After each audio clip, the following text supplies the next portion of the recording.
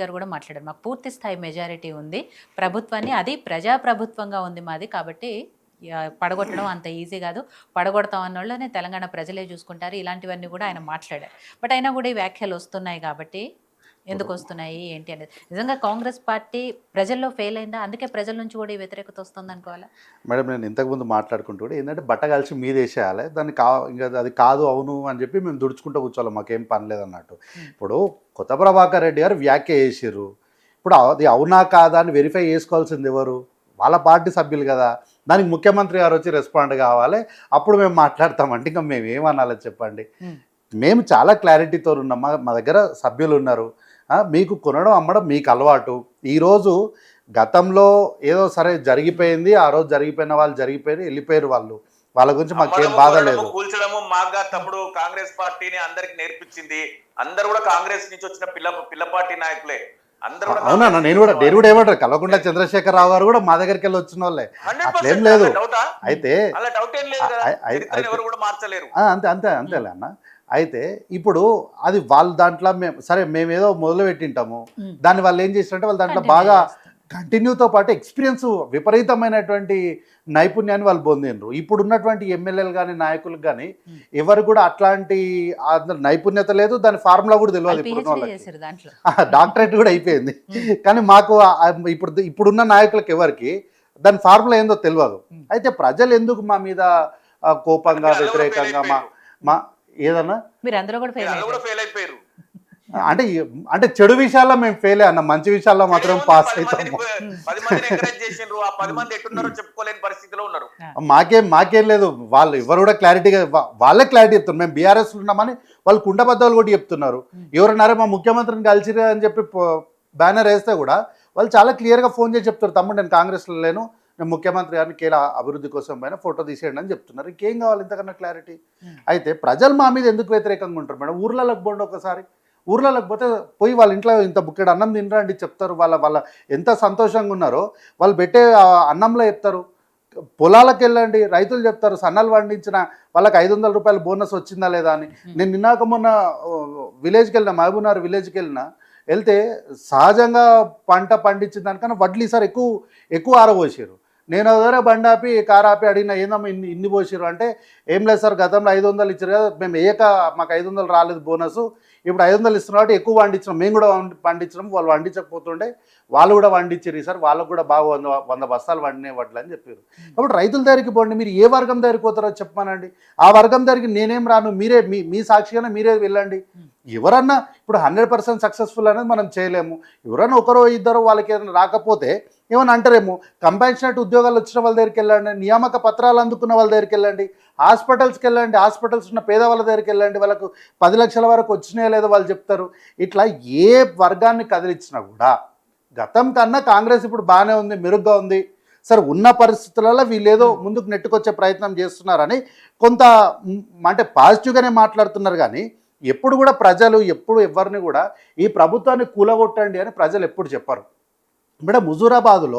హుజూరాబాద్లో ఎన్నికలకు బైపోల్ పోయినప్పుడు అక్కడ ప్రజలు ఒక మాట అన్నారు, ఈ ఒక్క బైపోల్ మాత్రం రాజన్నకి వేస్తాం మేము, కానీ మళ్ళీ వేయం ఓటు అని. అంటే వాళ్ళు ఓటు ఎవరికి వేస్తారో చెప్తారు, ఎవరిని ఎన్నుకుంటారో వాళ్ళు చెప్తారు. కానీ ఈ ప్రభుత్వాలను కూలగొట్టండి అని ఇంతవరకు ప్రజాస్వామ్యంలో ప్రజలు చెప్పినట్టు నేనైతే ఎక్కడ వినలేదు. వీళ్ళు ఏమంటారు పొద్దున్న లేచి, అభివృద్ధి లేదు అభివృద్ధి లేదు, అభివృద్ధి అనే పదమే లేదు ఎక్కడ కూడా. వీళ్ళు 6 గ్యారెంటీలు ఇచ్చారు, 6 గ్యారెంటీలు అమలు అయితే లేవు, 6 గ్యారెంటీలు అమలు అయితే. నేను చాలాసార్లు ఇదే వేదిక పైన మీకు ప్రూవ్ చేసిన, మేము టోటల్గా 6 గ్యారెంటీల్లో భాగంగా 6 మెయిన్ హెడ్డింగ్స్లో 14 సబ్ హెడ్డింగ్స్ పెట్టి 14 అంశాలు చెప్తే అందులో వీళ్ళు ఎన్ని అంశాల గురించి మాట్లాడతారు? 2 అంశాల గురించి మాట్లాడతారు. ఏంటా 2 అంశాలు? మహిళలకు 2500 ఇవ్వలేదు, చేత పథకం కింద 4000 ఇవ్వలేదు అంటారు. అంటే 12 ఏదైనా ఇప్పుడు 6 గ్యారెంటీల గురించి మాట్లాడారు కాబట్టి అవి మాట్లాడుతున్నాం. మేము ఇప్పుడు 6 గ్యారెంటీలు అంటే 6 గ్యారెంటీలు మాట్లాడతాం. చాలా ఉన్నాయి. లేదు 6 గ్యారెంటీలు అంటే 6 గ్యారెంటీలు మాట్లాడతాం. మేనిఫెస్టో అంటే మేనిఫెస్టో ముందర పెట్టుకొని మాట్లాడతాం. 6 గ్యారెంటీల్లో మేము 14 గ్యారెంటీల్లో 12 గ్యారెంటీలు ఫుల్ఫిల్ చేస్తే ఈ 12 గ్యారెంటీల గురించి వీళ్ళు ఏనాడు ఒక్కనాడన్నా అరే మీరు చెప్పిన పని చేసిరు, ఓకే గుడ్, ఈ 2 కూడా చేయండి, ఈ 2 ఎందుకు చేస్తలేరు అని విమర్శగానైనా అప్రిషియేట్ చేయాలి కదా. రుణమాఫీకి సంబంధించి 18,000 కోట్లే చేశారు అని. చేసినాం కదా అసలు జీరో కాదు కదా, చేసినాం కదా. ఎవరన్నా బ్యాలెన్స్ ఉంటే బాధ్యత గల మీరో లేకపోతే మా కాంగ్రెస్ పార్టీ వాళ్ళు మీరు స్థానికంగా ఉన్న వాళ్ళకు అరే ఫలానా వాళ్ళకి రాలేదు చేయలేదు చూడండి అన్న టెక్నికల్ రీజన్స్ ఏముందో చెప్తే అప్పటికి కూడా మేము చేతులు దులుపుకుంటే తప్పు. చేసినాం కదా సరే, మేమేమంటే 21,000 కోట్లు చేసినాం మేమంటారు, మీరేమంటారు 18,000 కోట్లే చేసి, మేమైనా చెప్పేది ఏంది చేసిరనే చెప్తారు కదా. సరే నంబర్ ఒక డిఫరెన్స్ ఉంది అనుకుందాము, పోనీ ఎక్కడో చోట ఫుల్ఫిల్ చేసిన 100 మందికి ఇచ్చకాడ 80 మందికి అయితే ఇచ్చినాం కదా, సరే 20 మంది బ్యాలెన్స్ ఉన్నారు అనుకుందాం, ఇస్తాం. వాళ్ళకు కూడా మిగిలిపోయిన వాళ్ళు ఎవరో చెప్పండి, వాళ్ళకి ఇస్తామని అంటున్నాం కదా. కాబట్టి ఏంటంటే 14 హామీల్లో 12 హామీలను నెరవేరుస్తే రెండింటిని పట్టుకొని ప్రభుత్వం పనిచేస్తలేదు అంటే మేము ఏమనాలి? ప్రజలు మేడం ఈరోజు ఏంటంటే కొత్త ప్రభాకర్ రెడ్డి గారు ఎమ్మెల్యే గారు మాట్లాడడానికి నాకు తెలిసి డైవర్షన్ పాలిటిక్స్ అనే దానికి బ్రాండ్ అంబాసిడర్ ఎవరు అంటే తారక రామారావు గారు.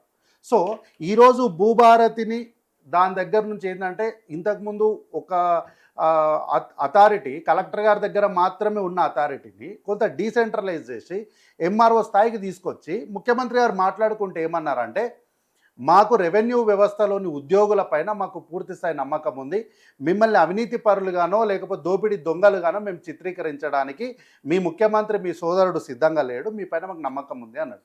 ఇట్లాంటి వ్యాఖ్యలు విన్నటువంటి తారక రామారావు గారు బహుశా డైవర్ట్ ఇవన్నీ కూడా ఏంటి ఇట్లాంటి విషయాలను డైవర్ట్ చేయడానికి ఇది ఒక మాట ఏంటంటే న్యూస్ ఆన్ ఎయిర్ అంటాం కదా, ఏదో ఒకటి మనకి ఏదో ఒకటి అనేసాలి. ఒకటి అనేస్తే ఆ చర్చలో నుంచి భూభారతి చర్చలో నుంచి చర్చ అంతా ఎక్కడికి డైవర్ట్ అవుతుందంటే ఇక ప్రభుత్వాన్ని వాడగొట్టేస్తారంట, ఈ అంశంపైకి డైవర్ట్ అయిపోతూ ఉంటుంది.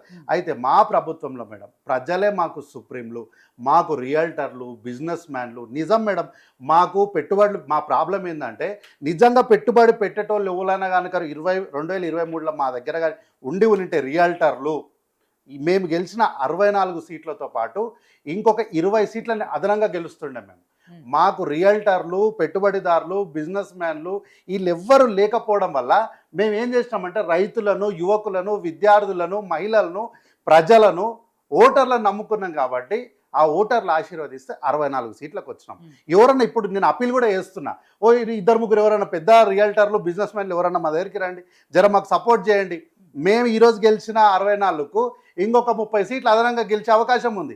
డబ్బులు లేకనే, డబ్బులు ఇచ్చే స్తోమత లేకనే మేము ఇది వచ్చినాం. కాబట్టి పొంగులేటి శ్రీనివాసరెడ్డి సామాన్య రైతు కదా మేడం, నేను ఏమంటున్నా రియల్టర్లు ఇప్పుడు వీళ్ళు ఏమన్నారు, మా దగ్గరికి రియల్టర్లు వచ్చిర్రు, బిజినెస్ మ్యాన్లు వచ్చిండ్రు, బిల్డర్లు వచ్చిర్రు అంటారు కదా.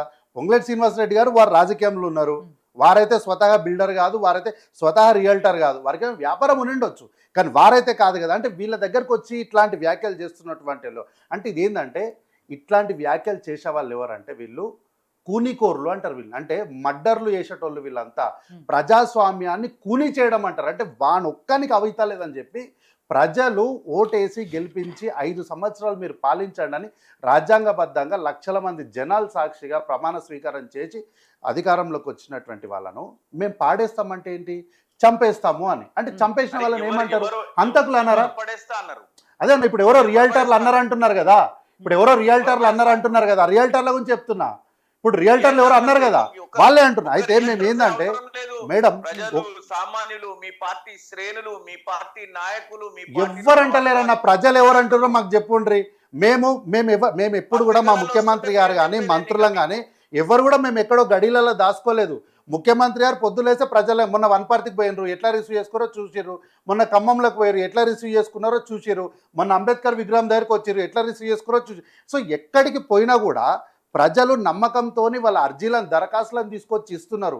వారు ఇంటికి పోతే రమ్మని లోపలికి ఆప్యాయంగా పిలిచి ఇంత మంచినీళ్ళు ఇచ్చి ఇంత అన్నం పెట్టే పంపిస్తున్నారు మా ముఖ్యమంత్రి గారికి. కానీ ఎవ్వరు కూడా మా ముఖ్యమంత్రి గారి కోసం రోడ్ల మీద పడిగాపులు కప్పుకొని నిలబడుతున్న సందర్భాలు లేవు. అయితే ఒకప్పుడు మనం రైతుల ఆత్మహత్యల గురించి మాట్లాడుతుండే మేడం వేదికల పైన, రాజకీయాల్లో. కానీ ఈరోజు బీఆర్ఎస్ పార్టీ అధికారంలోకి వచ్చి అధికారం వదులుకున్న తర్వాత పొలాలను, అంటే పచ్చటి పొలాలను, వరి పండించే పొలాలను కొని లేదా కబ్జాలు చేసి రైతుల నోట్లో మట్టి కొట్టినటువంటి రియల్టర్ల గురించి ఈరోజు మాట్లాడుకునే, వాళ్ళ సంక్షేమం గురించి మాట్లాడుకునే రోజుకు మనం మరి ఎగబాకినమా దిగజారినమా అనేది ప్రజలు కూడా గమనించాలి. సో వెంకటరెడ్డి గారు, బీఆర్ఎస్ పార్టీ మీద ఏదైతే రియల్టర్లు బిల్డర్లు వీళ్ళంతా కూడా ఒత్తిడి తీసుకొస్తున్నారు ప్రభుత్వాన్ని పడగొట్టండి అని, అలాగే బీజేపీ నాయకుల మీద కూడా ఏమైనా ఒత్తిళ్ళు ఉన్నాయా అట్లాంటివి, ఆ ప్రభుత్వాన్ని పడగొట్టండి అని? అలాంటిది భారతీయ జనతా పార్టీ మీద ఎక్కడ కూడా కనపట్లేదు. అందుకే మీకు క్లారిటీ ఇచ్చాను కదా, ఎవరు కూడా ఇప్పుడు ఏం మాట్లాడలేదు. వీళ్ళు చేయమని చెప్తాను ఇంకో 3-4 సంవత్సరాలు ఇచ్చిన హామీలు కానీ. అయితే ఇంతకుముందు ఏదో భూభారతిల ప్రోటోకాల్ ఏదో సరిగ్గా లేదని అన్నారు. అయితే నేను ఇంతకుముందు చూసిన ఇది అఫీషియల్గా మేడం, ఇది అఫీషియల్, ఇది ముఖ్యమంత్రి గారు ఎంత పెద్ద ఉంది ఫోటో చూడండి, పోస్టర్ ఇది. అదే అంటారు, ఇదే అఫీషియల్, ఇదే అన్నిటికి ఇచ్చింది, పోస్టర్ గురించేనా ఇదే ఇచ్చింది, పేపర్లకు కూడా ఇచ్చింది, ఇదే పేపర్లకు ఇచ్చిన దాన్నే మాకు అఫీషియల్ దాంట్లో పంపించారు. ఇది ఇందులో ముఖ్యమంత్రి గారి ఫోటో, దాని కింద ఎంత పెద్ద ఉంటుందో దాని కింద 2 మంత్రుల ఫోటో సరిపోయింది. సో నాకు తెలిసి మరి ఏమైనా నమస్తే తెలంగాణ పేపర్లు వచ్చిందో నాకు తెలియదు మరి. మనకేముంటదండి వాళ్ళ మీద, వాళ్ళు ప్రోటోకాల్ పాటించకపోతే మనకు వచ్చే నష్టమే ఉంది. లేదు మీరు ఇందాక ముఖ్యమంత్రిని వాళ్ళే పక్కన పెడుతున్నారు అనే దానికి ఆయన చెప్పారు. డెఫినెట్ గా పక్కన పెట్టిండ్రు. It is a true, it is I am the witness, I witness, it is a true, that is wrong. అది చాలా తప్పు కూడా. ముఖ్యమంత్రి గారు సైడ్ లో నిలబడి పోస్టర్ ఏదో ఒక దగ్గర ముఖ్యమంత్రి ఫోటో తీసుకుంటారు, పక్కన నిలబడి ఉంటారు మేడం. దానికి ఏమో అట్లా అంటే రాహుల్ గాంధీ గారి దగ్గర మొదట్లో వచ్చింది, లేలే చాలా పొరపాటు. ఏ ప్రధాన పత్రిక అంటే నమస్తే తెలంగాణలో వచ్చింటుంది మేడం. అది గతంలో వాళ్ళ అధికారంలో ఉన్నప్పుడు ఓన్లీ ముఖ్యమంత్రి ఉండేవాళ్ళు కదా, ఎవరు ఉండేవాళ్ళు కాదు. అట్లా అంటే రేవంత్ రెడ్డి గారు రాహుల్ గాంధీ గారిని జాయినింగ్ అప్పుడు అంతా జరిగినప్పుడు సీతక్క వీళ్ళందరూ దిగుతుంటే వెనక సైలెంట్గా నిలబడ్డారు. నిలబడితే అప్పుడు కూడా వీళ్ళందరూ అదే కామెంట్లు వేసారు, ఏదో చేస్తామని పోయినావయ్యా, నిన్ను మూలను నిలబెట్టిర్రు, ఈడ ఉంటేనన్న వర్కింగ్ ప్రెసిడెంట్ ఏదో ఉంటుంటివి, ఆడికి పోయినాక ఏమీ లేదు, కాంగ్రెస్ నిన్ను తీసుకొని తొక్కి భూస్థాపితం చేస్తుంది అంటే భూస్థాపితం చేస్తుంది అన్న వాళ్ళకు కాంగ్రెస్ పార్టీ ఆయన ముఖ్యమంత్రిని చేసి సమాధానం చెప్పింది. సో కాంగ్రెస్ పార్టీలో ప్రజాస్వామ్యం ఉంది కాబట్టి పక్కనున్నా ఎక్కడున్నా ముఖ్యమంత్రి. బీఆర్ఎస్ పార్టీలో అట్లా ఉండదు, ఒకటే కేసీఆర్, మిగతా వెనకాల ఉండాల్సిందే.